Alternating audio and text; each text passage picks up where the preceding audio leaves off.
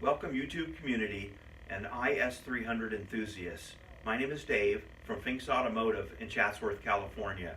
Today I would like to show all IS300 owners how to install seat memory for 2001 to 2005 IS300s. It's actually a pretty easy upgrade, but you will need to get some parts. Here's what you're going to need. First, you're going to need the set switch, and this is the switch that mounts on the driver's side of the dash where you currently have a little coin holder. So coin holder will snap out and this switch will snap right in. Next, of course, you're going to need a seat. And these seats are special in the fact that they have a ECU that controls the seat memory, and the seat track itself is unique in that it has sensors so that it can always tell the computer exactly the position of the seat. So you have to have the seat track as well as the ECU in order to make this work. This is the connector that we're going to have now. And then what we need to do is we need to make a wire harness, and this is actually very, very simple to do. What you'll need to do is when you acquire all the parts, you'll need to tell the people that you're getting them from to supply you the connector that's underneath the seat and to supply you the connector that goes behind the dash that's for the set switch. And then what you do is you make a harness that's about 4 feet long that'll run from the set switch down the floor of the car to the seat and then connect. So that's what you need. So you'll need 4 parts, 2 connectors, a seat with a proper track and the ECM, and the set switch. Once you have those 4 parts, installation really isn't too hard. Most of it is just making the harness. What I did is I had an IS300 parts car or any Toyota, Lexus, or Japanese parts car, and take a chunk of the wiring harness out of a scrap car and use the wiring within that harness. Color code doesn't matter so much as long as you match them up to go ahead and make that harness. What I'd like to do now is show you how these connections are, explain what they are on the bottom of the seat and what the differences are. Currently, right now, underneath a normal power seat, you have this connector here, and it has 4 wires in it.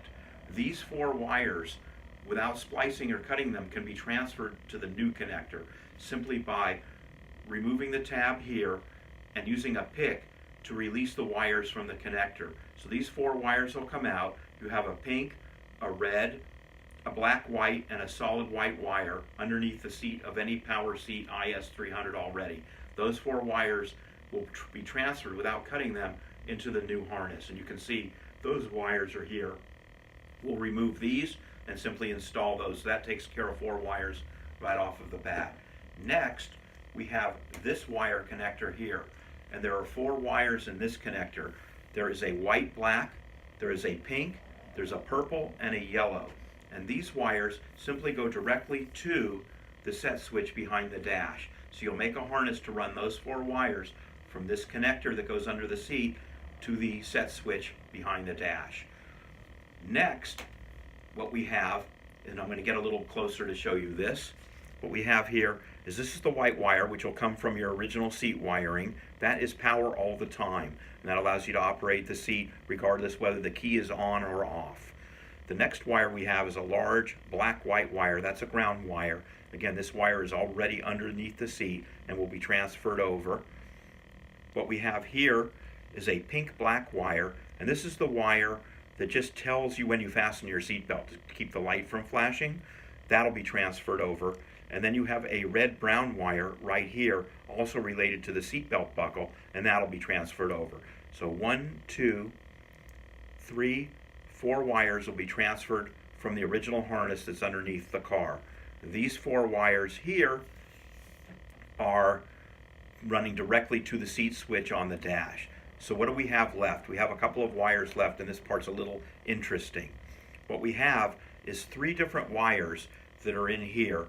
They are a red blue, and it looks like a white-red wire right in this area here. These wires I have all put together and fused them together into one wire coming out that's about 2 feet long. This is what we call the switch connection or switched wire. When you turn on the key, this wire will have power on it. When the key's off, this wire will not have power on it. And what this is for is to power up the ECM so that you can only operate the memory seats theoretically while the car is running. And you wouldn't want to leave this powered up all the time because it would run your battery down as well. So what we need is switched power, and we go ahead and switch that to allow us to operate the memory portion of the seat. Then what we have here is a single wire, and this is actually a red-green wire, and I've replaced it with a black-white because that's what I had. This goes to the courtesy light switch, and what this does is that's the one exception to supplying power to the ECM without the key on. What this does is it signals the ECM that the driver's door has been opened, and it allows somebody who's tall to go ahead and hit the number 1 or number 2 position and move the seat without the car running so that they can get in without any discomfort. So that's what that's for. So then there are 2 more wires. One of them I've already wired up. That is this green wire right here. And this green wire is used only on an automatic transmission car. And what its purpose is it comes from the transmission park switch, so when you're in park, to the ECM, because it only wants you allowed to use the seat memory when the car's in park, not while you're driving. So this wire goes from the park switch to the ECM. Now I bypassed that portion of it because I'm not that concerned about whether I hit the switch when I'm driving. So what I did is I just connected that wire to the same switched wiring that we're using for the other functions, and the seat will operate normally. Then what we have is a yellow-red wire, and this wire is for a manual transmission car, and it goes to the parking brake. And the purpose of that is so that you can only operate the seat when the parking brake is on. And this is actually grounded, so if you have a manual transmission car, you would connect this yellow-black to the ground side. If you have an automatic transmission car, you would connect the green wire to the power side, but you only use one or the other depending on whether you have automatic or manual trans car. And that will bypass both of those overrides, so you will actually be able to operate the seat while you're driving if you wanted to, but that's all that does. So once that's all connected, all you have to do, in my case, I have a tan leather seat in an 03 IS that I'm going to install this system in, so I'm going to need to remove this seat track completely from this seat and swap it over into my other car. So what I'll do is I'll follow up with another video when I'm ready to show you how to make all these connections. They're really very, very easy. It's just going to take a very few minutes. I've already identified the wires that I need to use in the proper harness, and we'll be ready to go. Thanks for watching.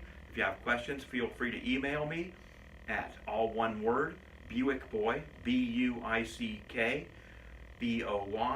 1963 @gmail.com. Again, my name is Dave from Finks Automotive in Chatsworth, California.